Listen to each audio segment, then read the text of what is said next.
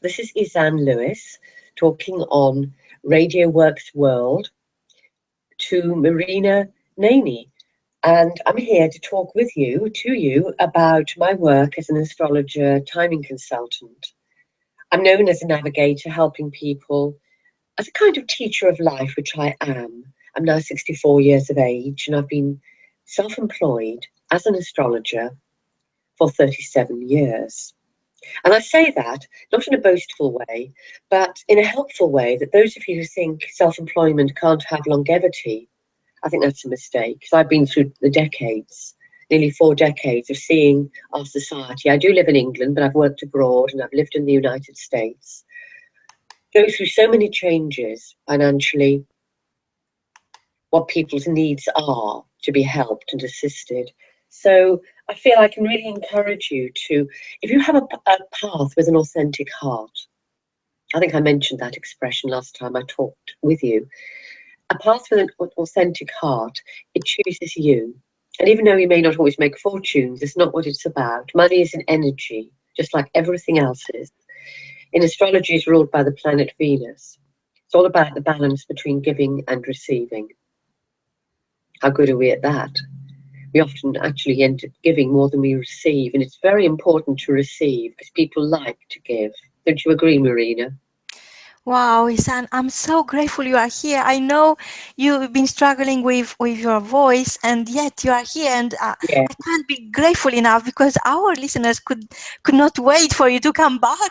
Oh, I'm so happy. And yeah, you know, and I think this is it, the joy of what we do. And I had to write an article recently about what my older self would say to my younger self. And I think, goodness, that's a long while ago, going back to when I was 27 and before. And you know what? There would be many things I would change. My needs have been met. I even own my own property because through my grandparents' land, suddenly we got planning permission for after 35 years, and I managed to buy my flat. And I wasn't looking to own my own home. So I think our needs are met. And it's a lovely environment to work in where I live.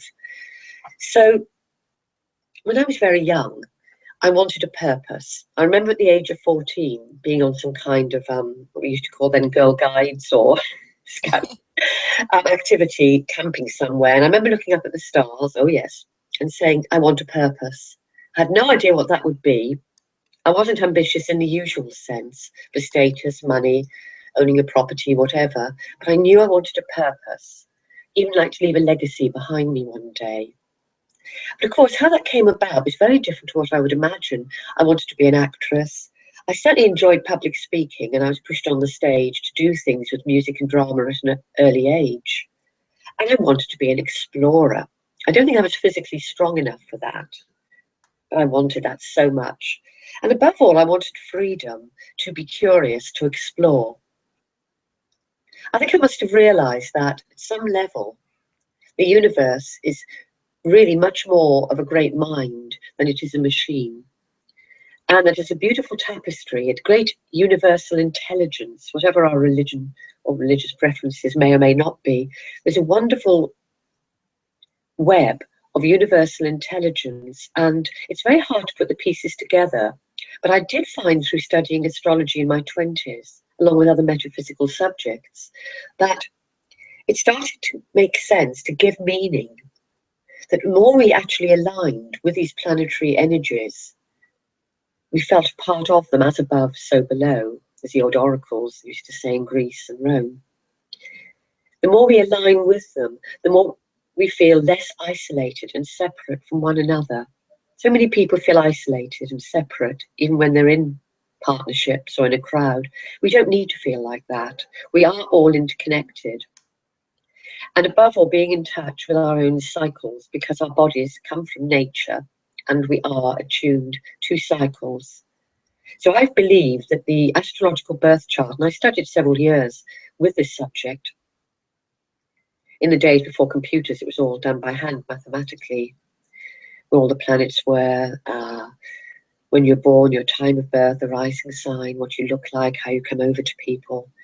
And I did all this training, and I remember having done all that, the practical left brain side, and then feeling, my goodness, what a mass of contradictions one can see in a birth chart. And of course, inside, we are all a mass of contradictions. And somehow, most of us anyway, manage to filter it to the outside world as a normal, whatever the word normal means, human being. So I looked at all this, and how do you put it together? We can't take all these bits separately, like looking it all up in the books. And I think you asked me earlier, when did I get that moment of knowing it was my gift? And I think it's when I took a deep breath, literally and metaphorically, and I just let the chart talk to me. So I'd sit with a person and I'd allow, by looking at the chart, all these symbols and sigils, to talk to me. And the next thing I knew, we were on a journey. My intuition got very honed, very harnessed during that process. And over 37 years, it certainly has. Knowing that it's important to have responsibility, you're dealing with somebody's soul.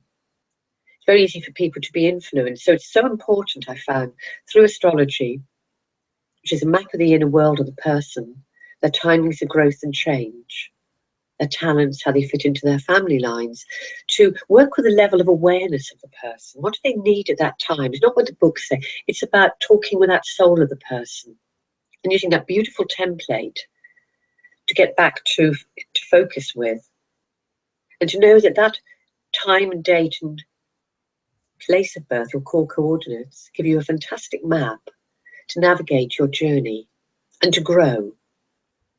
So I feel that it wasn't too long after I took it up professionally, because I really, Marina, wanted to be self-employed. I felt, sometimes we all can know this, the pettiness of working with a group of people over a period of time. We often take our early family dynamics into our office or school or wherever we work. And I found that I really wanted to grow, and it wasn't fair on the people I worked with. As I was growing, they felt uncomfortable with me. They had their own pathways, perfect as they are. So I remember going to Arizona. My sister worked for Laker Airways, and I had a free trip. And as you can imagine, or you may have been there, Arizona's got wide open spaces. I'd never been to America before. This was 1978. And this feeling of space, and to come back to a small office, I thought, no, it's time. I can always take up a part-time job or some other job. It was quite easy in the late 70s. So I gave 2 weeks' notice, left, and woke up, I remember, the first morning in my flat, thinking I'm going to be doing written charts. People sent me checks. It was very different in those days. No mobile phones, no computers. And you know what? I never did do a part-time job or went for another full-time job. I found it came to me. And very quickly I was having opportunities to travel to Scandinavia, to America. You know, I usually end up paying my own plane fare and so forth. But once I was there, the work came in. And because I lived with people, my clients, I got to really see the location. And I am so grateful. It's been like a good friend to me, my work. And you know, after 37 years, I'm still learning. I try and make it simple for my clients. You don't need a plethora of piles of information, astrological techniques and things. My art is to synthesize the chart and somehow let it speak through me, to guide me. And I do believe that with the stars, the planets who are called the wanderers in the old days, the stars, there's a being which guides each of those bodies. And those beings can guide me. So as I talk with my clients, or I give a talk, I don't actually see or hear in a psychic way. I never have done. But I know the thoughts, like ideas, visit me. And I can, at that moment in time, and it's never a coincidence when a person comes to me, help them to make that step forward, to get more clarity where they are and who they are. So when you ask me perhaps to look at this area of why or when I got that moment of feeling this was right for me, I would say it was in my late 20s, and I've never looked back. How does that sit with you, Marina? Wow, I'm taking everything in, and something comes to me, and I think this only one thought is that The world is your oyster. Yes. So you are here right now as if you are about to start life and you are daring to be different. You don't care about material accumulation, and um, your integrity of purpose helps your vision, and your vision actually is you become your vision. Yes. I Wow. like that. I like that a lot. That sums it up beautifully. Oh, And I I'm think, so grateful. I'm so grateful you are here, Ysanne, and I know your voice. I can feel it. You make a big effort to speak, and I'm sure our listeners are ready to come back next time. And I can't wait actually for yeah, your next episode. So we'll gratefully bow in front of you. You are absolutely incredible, and you are an icon. You are recognized worldwide.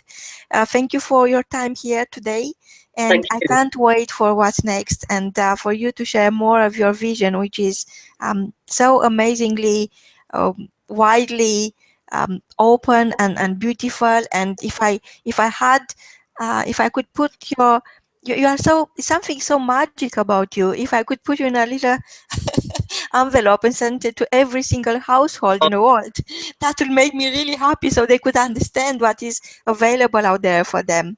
Thank Yes. you so much for your time and for your energy and for your story. It's Thank been you. absolutely amazing. Yeah. Isan, until next time, Thank you. um, it's goodbye. Lots of love. Get well soon. Thank you. And to our listeners from both of us Yeah. is goodbye. And my love to you all. Thank you. Thank you so much. Thank you.